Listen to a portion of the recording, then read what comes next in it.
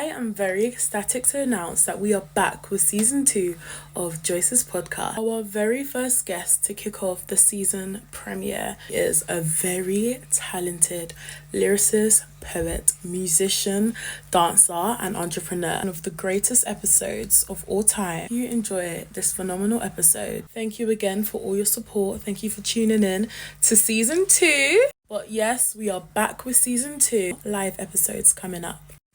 So enjoy this episode, season 2, episode 1.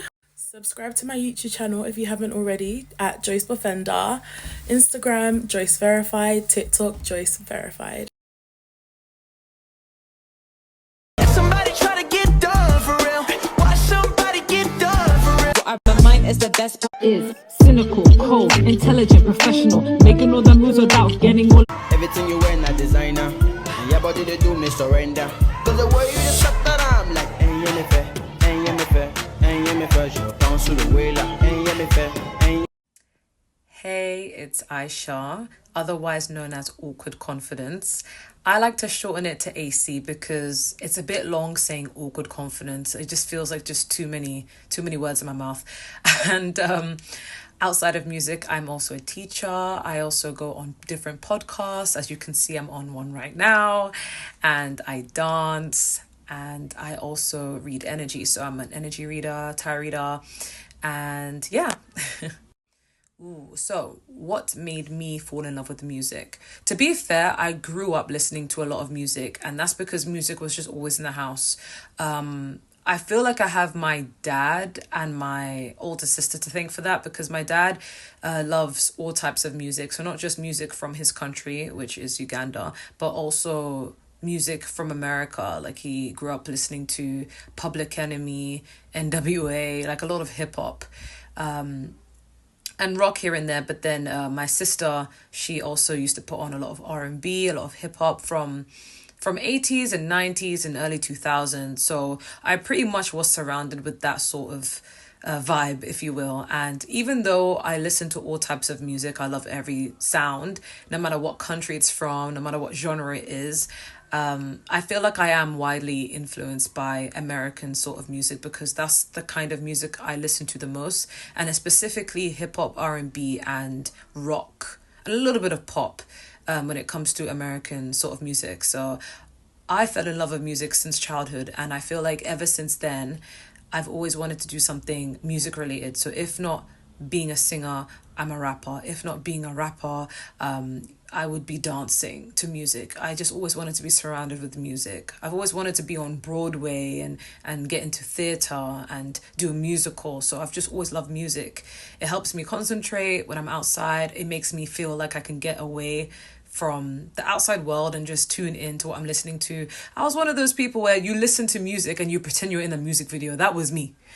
And I'll be having a hairbrush in my room, just banging out, pretending like I'm a superstar. Like I've been doing that since I was a kid. I've always loved music. It's just, music is medicine for me at least, you know? And another thing I wanted to comment on is music has a big effect on me specifically. So if I'm feeling a bit insecure, I like to listen to music that uplifts me, very high vibrational, and puts me in that, yeah, I'm that bad bitch, you know? But then if I'm feeling sad, like sometimes I want to purge and I haven't really got the tears to come out in a long while, then I'll listen to something a bit emotional. It really does speak to me, but I prefer to listen to more uplifting music than music that's going to make me cry, because I feel like I don't want to be too stuck in that energy for too long. One of the hardest things about my career is actually it being very competitive. See, the thing is, when a lot of people enter the music scene, a lot of people do say, yeah, it's quite competitive. But with me, I'm not really trying to compete with anyone, if that makes sense. I kind of make music because it makes me happy. Whoever listens to it. But wouldn't it be beautiful to make a mad amount of money doing something you actually enjoy, right? In that sense, it's competitive. It's about devoting time and energy. Like, I feel like I spend so much money on my music in terms of uploading it and getting the beats, licensing the beats, putting out a lot of money into the videos, what I want the visuals to look like, hiring people to be in the videos. A lot of money goes into it. And sometimes you wonder, like, okay, all right, cool, I've put a lot of time and energy and planning into this. Let's hope at least people are able to watch it and enjoy it. And getting that recognition or views or whatever, or acknowledgement, can be a little bit harder because it is competitive. But again, I feel like there's room for everyone to shine, because I don't really feel like I'm in competition. But when you see other people who are able to make money, like a really good living off of just doing something they love, it makes you wonder, like, I want to do that too. How do people get to that position? So at some point, you're going to have to be elevated to get there.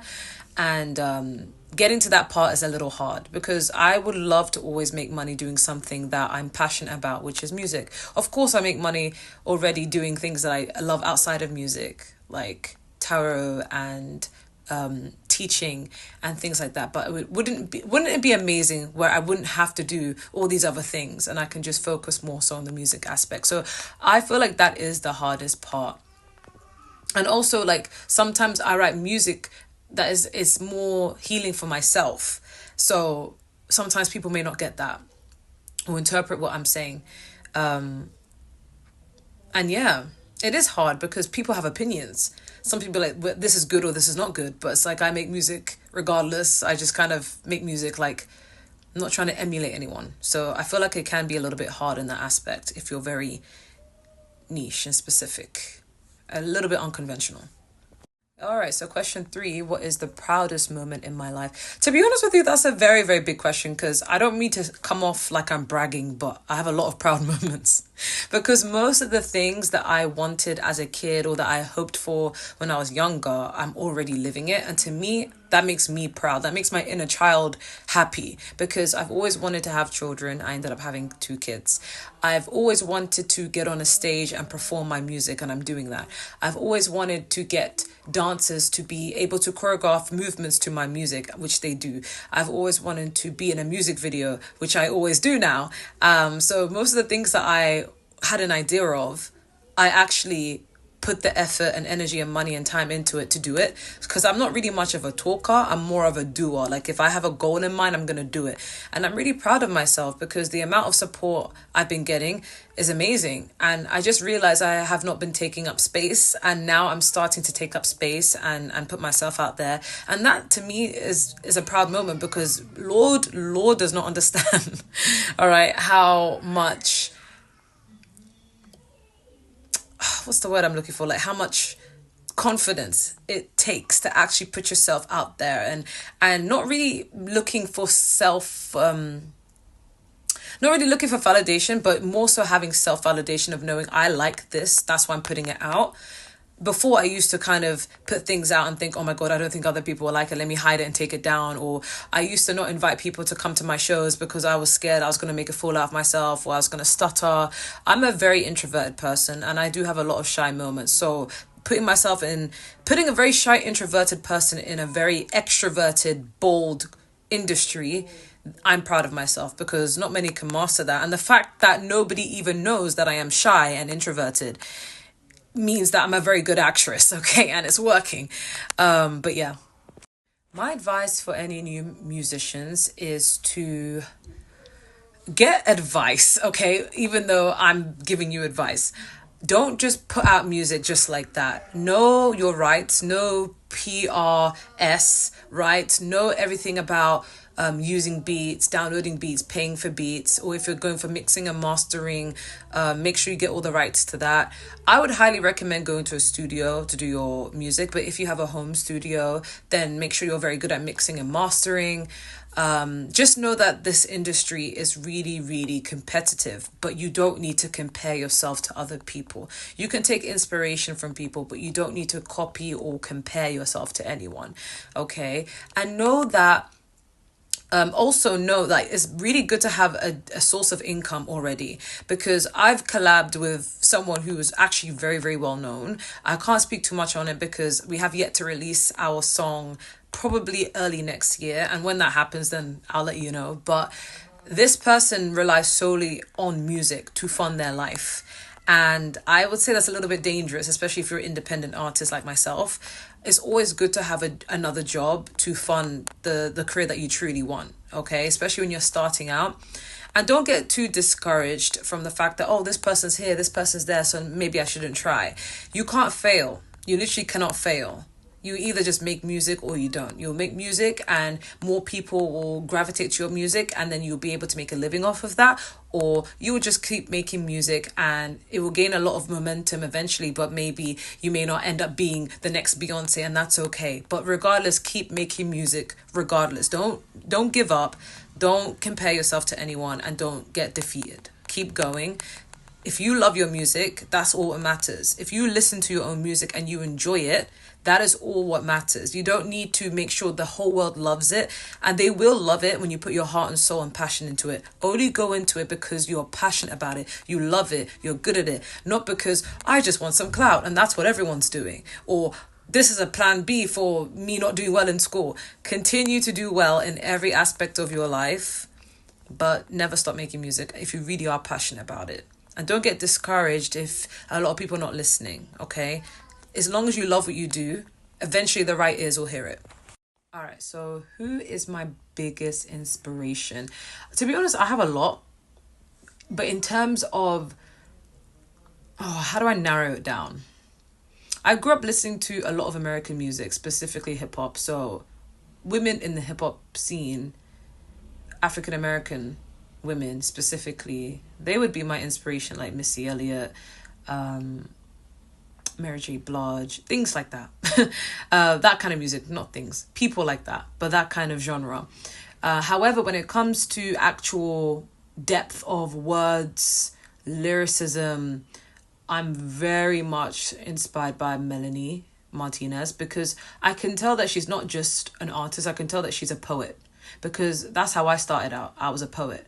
And you write what's basically what a lot of people do when they are poets is like you write in your diary about things that you're feeling inside, and eventually you start to realize, okay, I can make this into something more artistic. So then you start making poems, and with poetry there's different literary devices you can use and a lot of metaphors, and that's just like the academic side of it. But I really also align with the same beliefs that she has, like in terms of spirituality, and we believe the same thing. So I feel like I'm very much gravitated towards that, and it just comes across as very high vibrational. So I really like high vibrational music. I don't like music that is a bit degrading towards women, or music that's gonna make me feel worse about myself.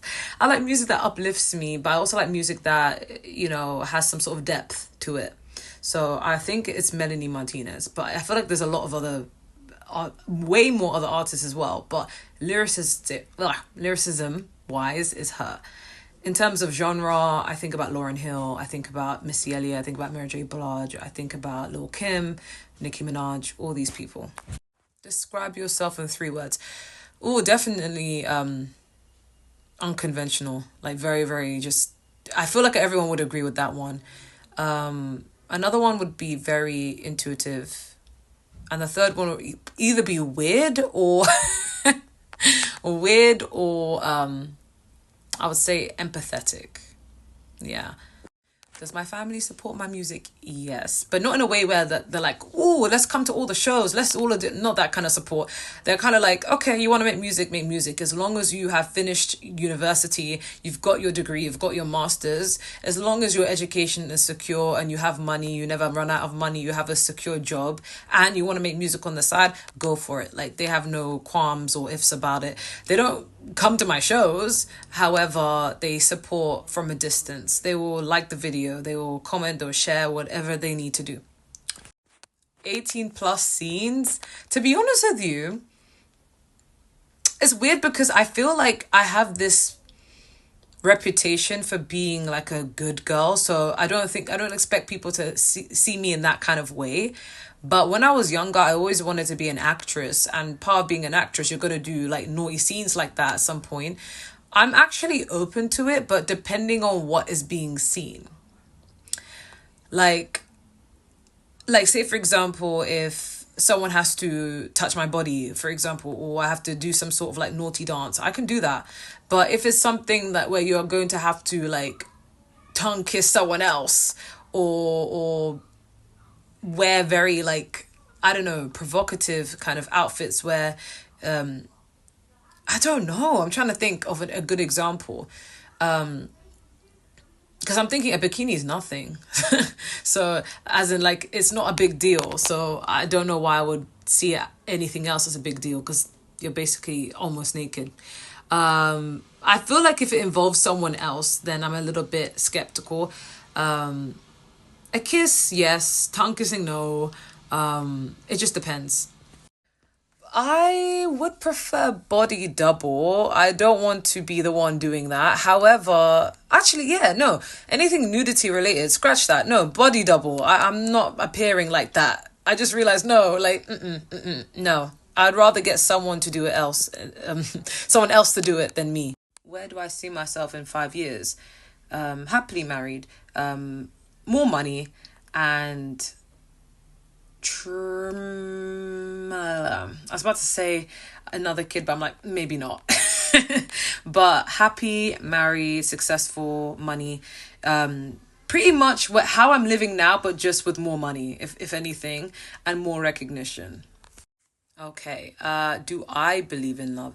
I do, based upon how I love others, so I know it's real. And yeah, I don't feel like I ever will stop because I refuse to think that there's only one person on this planet who's like that. Like, I feel like there's so many people who are like me. So obviously I do believe in love because of the way I love. So yeah.